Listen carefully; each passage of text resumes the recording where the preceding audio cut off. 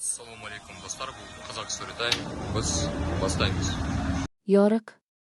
Uy endi avvalgidek mustahkam emas edi. Sardor buni har qadamda sezdi. Polning bir joyi chokib ketgandek, devorlar orasidan sovuq shamol otardi. Eng muhimi, pichirlash endi buyruq bermasdi. U iltimosga aylangandi. Sardor daftarni yana o'qidi. Qo'rquvni tan olmasang, uy kuchsizlanadi. Bu jumla ichida kalit bor edi. Demak, u qo'rquvdan yashaydi, dedi Sardor. U Malika opani topdi. Ayol oynaga qarab o'tirardi. Oynada esa uning yuzi emas, yoshroq ayolning soyasi ko'rinib ketdi-da, yana g'oyib bo'ldi. Siz ham ko'ryapsizmi? So'radi Sardor. Malika opa ko'zlarini yumdi. Ko'pdan beri, dedi u, bu uy meni ham tark etyapti. Chunki siz qo'rqyapsiz, dedi Sardor. Va buni tan oldingiz. Ayol asta bosh irgadi. Agar uy qudratini yo'qotsa, men ham qarib qolaman, dedi u, men bunga tayyor emas edim. Lekin endi tayyorsiz, dedi Sardor. Ular qulflangan xonaga birga kirdi.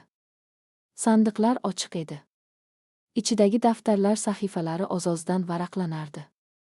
Ismlar xiralashib, sanalar ochib borardi. Ular ketayapti, dedi Sardor. Siz ularni ushlab turmadingiz. Men qo'yib yubordim, dedi Malika opa. Birinchi marta. Uy titradi. Bu qo'rqinchli emas edi, bu yengillik edi. Qoidani buzish shunaqa bo'ladi, dedi Sardor. Siz qo'rqmaysiz. Men ham. Kechga yaqin Sardor qarorini aytdi. Men ketaman, dedi u, lekin xotiramsiz emas. Malika opa unga qaradi. Unda men nima bo'laman? So'radi u. Siz odam bo'lasiz, dedi Sardor. Qari, yolg'iz, lekin tirik. Ayol kulimsiradi.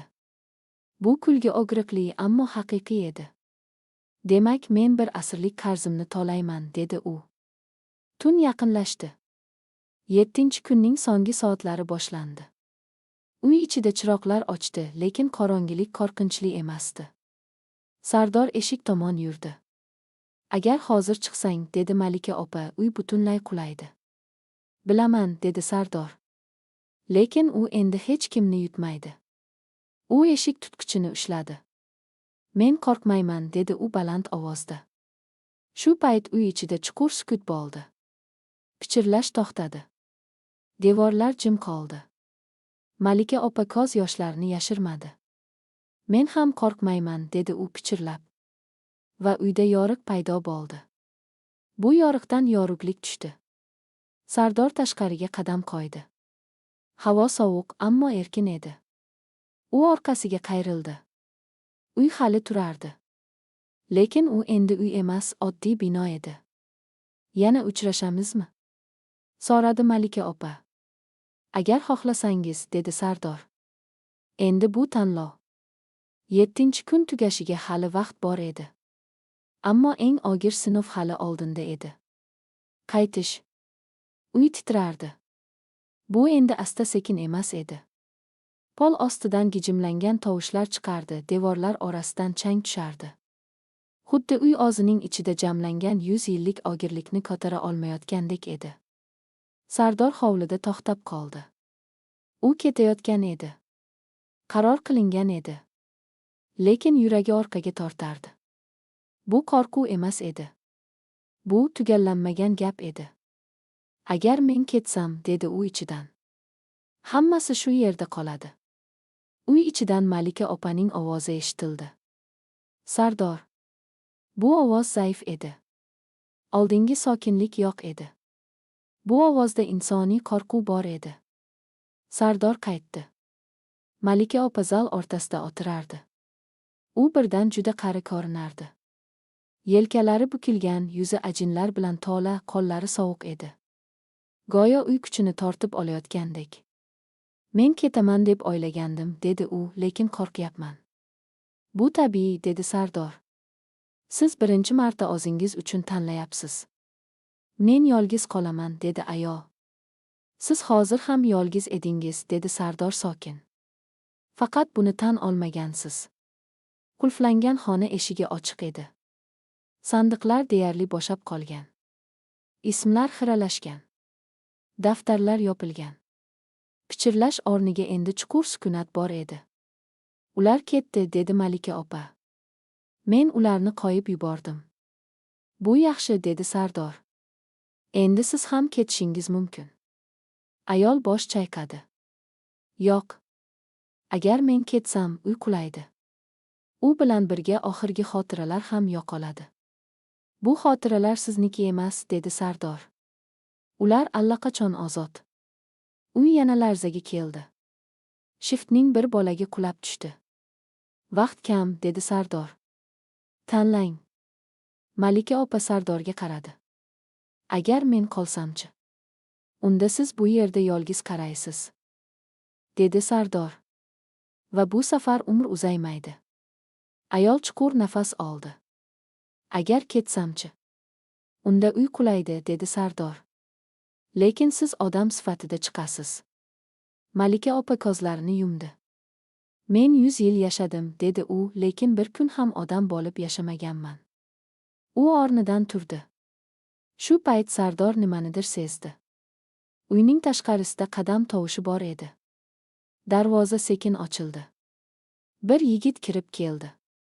Yosh, ozg'in, ko'zlari qo'rquvga to'la. Kechirasiz, dedi u, bu yerda e'lon bo'lgan edi. Sardor muzlab qoldi. Yana biri, dedi u past ovozda. Malika opa yigitga qaradi. Kechikding, dedi u. Nima? Dedi yigit. Uy yana titradi. Sardor oldinga chiqdi. Bu uy endi hech kimni olmaydi, dedi u qat'iy. Ket. Yigit orqaga chekindi. Men pul uchun kelgandim. Biz ham shunday kelgandik, dedi Sardor. Lekin bu yerning narxi boshqacha. Yigit yugurib chiqib ketdi. Malika opa Sardorga qaradi. Agar sen bo'lmaganingda, dedi u. Agar siz tan olmaganingizda, dedi Sardor. Uy ichida yana bir larza bo'ldi. Bu safar oxirgisiga o'xshardi. Vaqt tugayapti, dedi Sardor. Malika opa eshik tomonga yurdi. Birga chiqamizmi? So'radi u. Sardor bosh irgadi. Ha. Ular birga ostonaga yetishdi. 7-kun tugashiga soniyalar qolgan edi.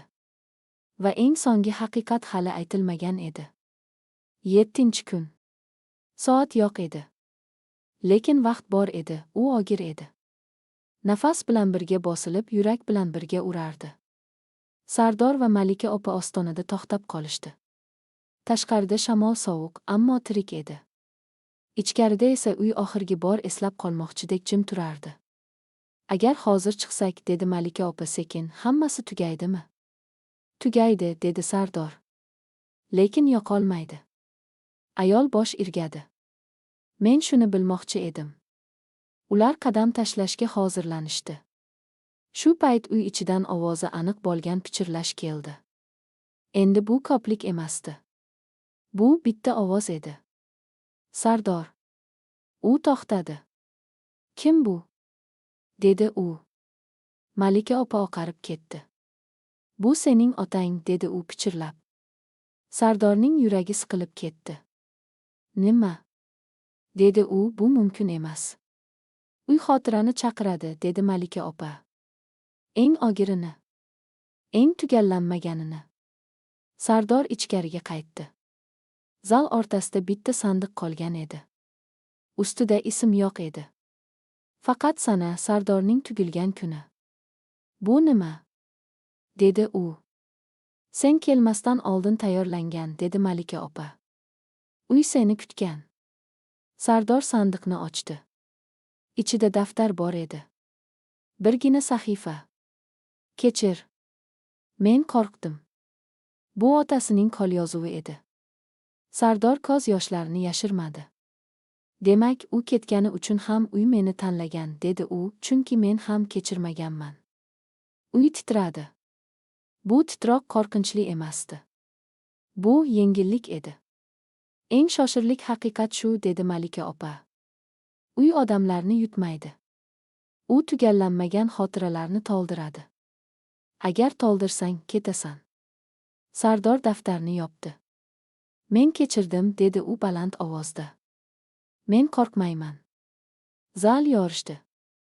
Sandiqlar yo'qoldi. Devorlardagi belgilar ochdi. Uy endi uy edi. Malika opa chuqur nafas oldi. Men qarib qoldim, dedi u hayrat bilan. Haqiqiy qari. Bu yomon emas, dedi Sardor. Bu rostlik. Ular yana ostonaga qaytishdi. Bu safar to'xtamadilar. Qadam tashlashdi. Shu lahzada uy ichidan chuqur shovqin chiqdi, xuddi katta yuk yerga qo'yilgandek. Ammo qulash bo'lmadi. Faqat sukut. 7-kun tugadi. Malika opa osmonga qaradi. Men endi uzoq yashamayman, dedi u xotirjam. Lekin birinchi marta yashagan bo'laman. Sardor bosh irgadi. Men esa birinchi marta erkinman. Lekin u bilardi, bu hali yakun emas. Chunki 7-kundan keyin ham bir oqibat bo'lardi. Va u oqibat Sardorni yana bu uyga qaytarardi, lekin endi boshqa sabab bilan. Qaytish sababi. Sardor uydan uzoqlashganida shahar avvalgidek edi. Mashinalar, odamlar, shovqin. Hammasi o'z o'rnida. Faqat Sardor ichida nimadir o'zgargan edi. U endi o'zini qochib yuradigan yigit emas, tanlov qilgan odam deb his qilardi. U onasini ko'rdi. Kasalxona hidlari, oq devorlar, sekin yuradigan hamshiralar. Onasi uni ko'rib jilmaydi. Bu jilmayishda sog'inch, ammo xotirjamlik bor edi. O'zingni boshqacha tutyapsan, dedi onasi. Ko'zingda qo'rquv yo'q. Sardor javob bermadi. Ba'zi gaplar aytilmaydi. Kunlar o'tdi. Sardor o'qishga qaytdi. Darslarga qatnashdi. Pul muammolari hal bo'la boshladi. U Malika opaning uyini sotmadi. Hatto kalitini ham yonida olib yurmasdi. Go'yo u uy endi 60 edi. Ammo bir kecha tush ko'rdi. Tushda u yana o'sha uyning ostonasida turardi. Malika opa kresloda o'tirgan, juda qari, ammo ko'zlari tinch edi. Sardor, dedi u, menga yordam ber. Sardor uyg'onib ketdi. Yuragi tez urardi. Bu tush emas, dedi u ichidan. Bu chaqiriq. U qaytdi. Uy jim edi. Derazalar ochiq. Eshik qarsillamadi. Ichkarida sovuqlik yo'q edi. Faqat charchoq bor edi. Malika opa yotoqda yotardi. U juda ozginlashgan, yuzi oqarib ketgan edi. Nafasi sekin, lekin tekis edi. Keldingmi, dedi u pichirlab. Bilardim. Siz meni chaqirdingizmi? So'radi Sardor. Yo'q, dedi ayol. Sen o'zingni chaqirding. Malika opa qo'lini ko'tardi. Men ketayapman, dedi u bu safar butunlay. Sardor yoniga o'tirdi. Siz qo'rqyapsizmi? So'radi u. Ayol bosh chayqadi. Yo'q. Men xotirjamman. Lekin uy emas, odamlar qoladi. Qanday odamlar? Sen ketkazganlar, dedi Malika opa. Ular qaytib kelishi mumkin. Yo'lini topolmasligi mumkin. Sardor tushundi. Siz mendan nimani xohlaysiz? Ayol ko'zlarini ochdi. Uyni yop, dedi u, uni sotma. Uni buzma. Uni shunchaki ochiq qoldir. Nega? Chunki u endi yutmaydi, dedi ayol. U endi faqat eslatadi. Malika opa Sardorning qo'lini ushladi. Eng shoshirlik haqiqatni sen 7-kuni bilding, dedi u, lekin hamma bilmaydi. Qaysi haqiqatni? So'radi Sardor. Odamni eng ko'p yutadigan narsa uy emas, dedi ayol. Yarim qolgan kechirim. Sardorning ko'zlari yoshlandi. Men unutmayman, dedi u. Shuning uchun seni tanladim, dedi Malika opa. Tashqarida shamol esdi. Derazadan yorug'lik tushdi. Malika opa ko'zlarini yumdi. Endi men yolg'iz emasman, dedi u sekin. Chunki sen bor.